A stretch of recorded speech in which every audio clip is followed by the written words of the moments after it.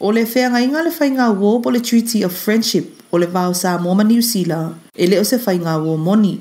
O le whina ngalo whaalia leo le sa avea mahai komisina Samoa i New Zealand i le tausanga e tasiva valulua, le tausanga na suia i le whainga malo New Zealand, le tula fono e ave ese sitiseni o tangata Samoa, le ana tataona avea ma sitiseni New Zealand, i lalo le whai unga o le whaamasinonga Britania, le ana tali e le talusanga le tamaitai o whale mai le saa, o le sitiseni New Zealand.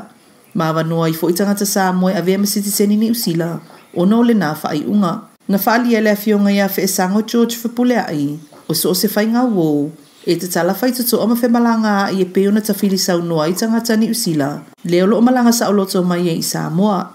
Au leo lo o whaafai ta peona ma ua pe mi te malanga to i tangata Samoa i New Zealand. Ai mai se mo mafua anga i peo maliu a inga wavala lata.